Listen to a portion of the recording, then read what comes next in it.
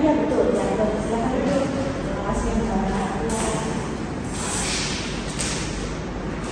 Baik, saya mulai ya. Assalamualaikum warahmatullahi wabarakatuh. Selamat pagi Mbak. Perkenalkan saya ahli gizi yang akan membantu Bapak hari ini. Nama saya Alisa Desani. Bagaimana kondisi Mbak sekarang? Pagi Mbak. Kondisi saya lumayan sih kan, tapi kadang masih terasa sesak gitu Mbak. Ya baik Mbak. Terima kasih ya Mbak sudah datang. Kita di sini akan sama-sama membantu supaya berat badan ini bisa turun dan lebih berkurang. Kita ngobrol santai aja ya Mbak ya. Ya Mbak, saya memang ingin menurunkan berat badan sendiri. Ya baik. Nah sekarang saya izin untuk mengukur tinggi badan dan berat badan sendiri. Apakah boleh nanti?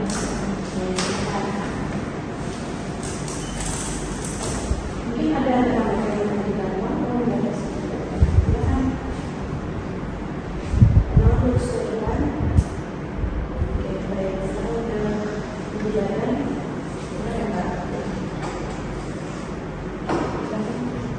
Untuk tunjuknya,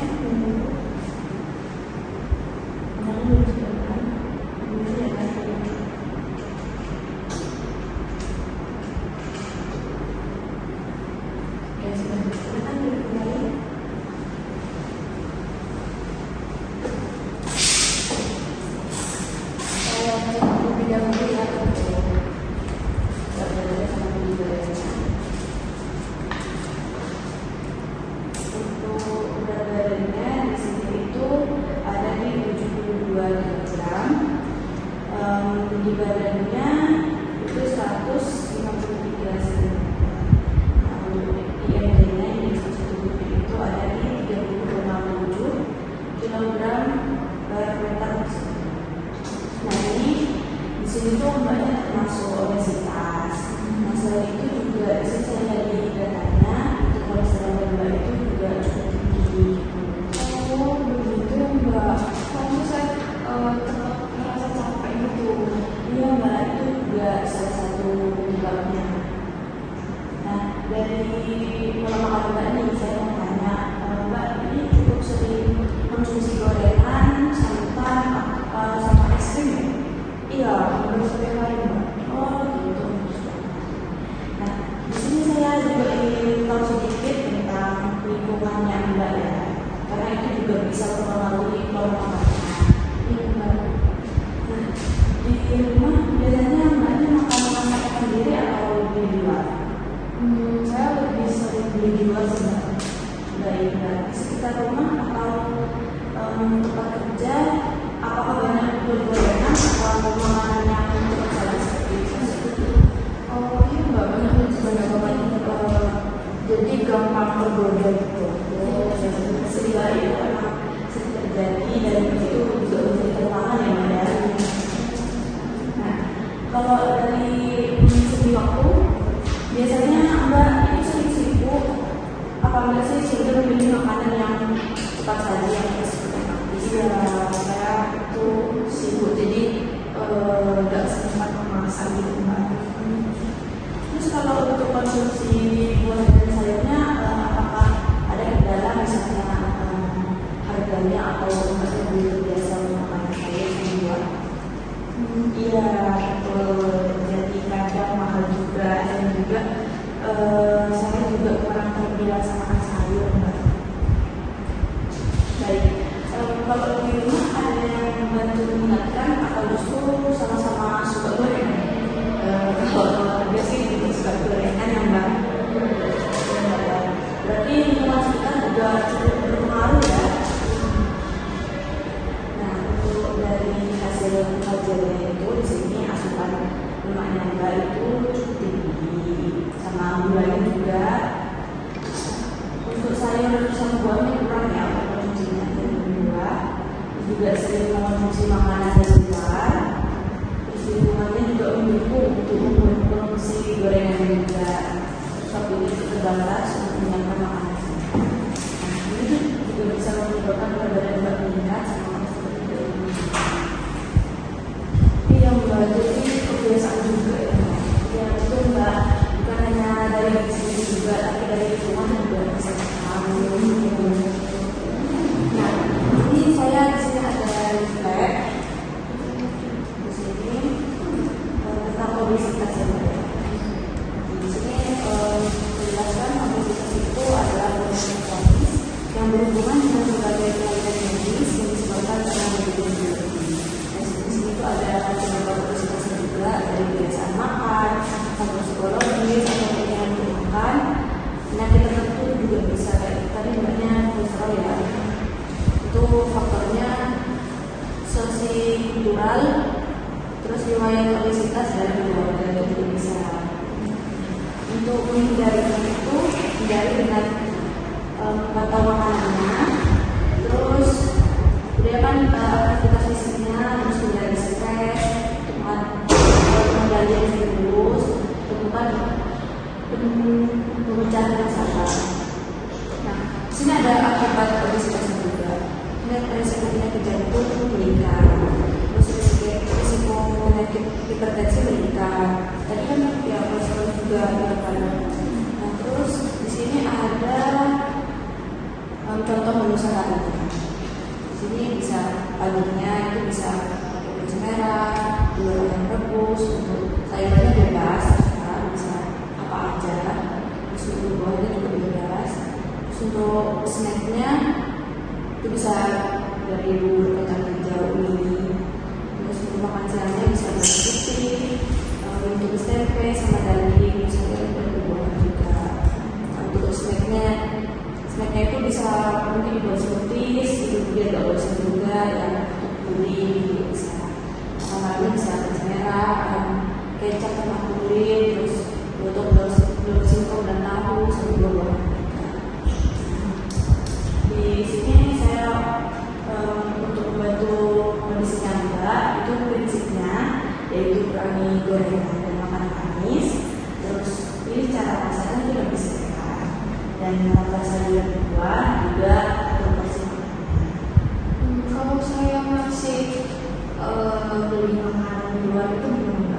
Itu boleh sih Mbak, tapi tetap pilih yang sehat ya, misalnya tidak digoreng atau tidak terlalu berminyak dan asin-asin juga.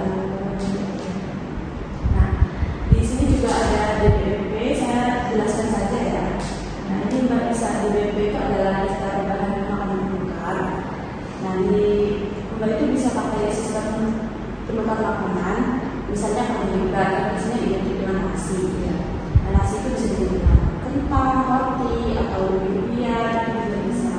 Proteinnya biasanya ayam, terus bisa diganti dengan ikan yang segar, tahu, tempe, gitu proteinnya. Kalau sayurnya itu bebas ya, variasi. Terus buahnya juga pilih yang terjangkau. Oh, berarti buah tuh nggak harus satu ya Mbak? Ya betul Mbak, yang penting rutin ya. Misalnya pisang atau pepaya itu juga sudah tadi. Nah, untuk yang perlu dibatasi itu adalah gorengan, terus santan kental, sama makanan manis. Kalau lagi kumpul keluarga nih, kan biasanya susah menghindari yang Mbak. Nah, yang Mbak itu wajar, Mbak bisa tetap makan sih, tapi porsinya tetap dikontrol ya.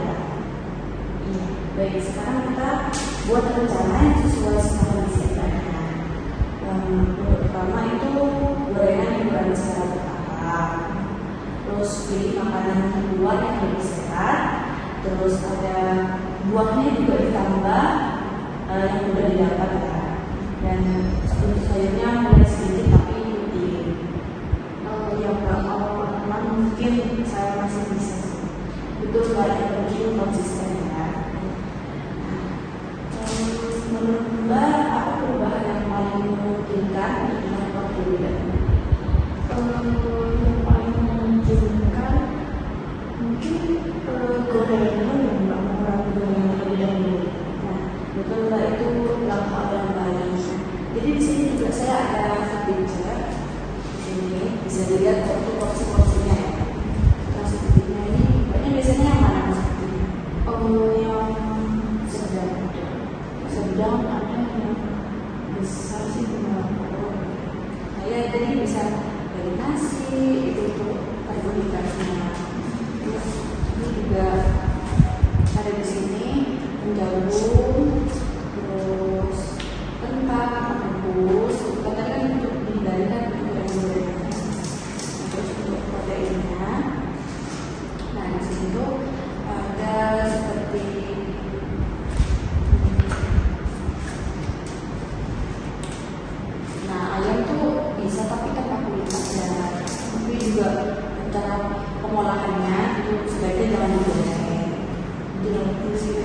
susu seperti itu. Nah kalau yang kuah itu juga boleh, ikan kakak kuning juga bisa.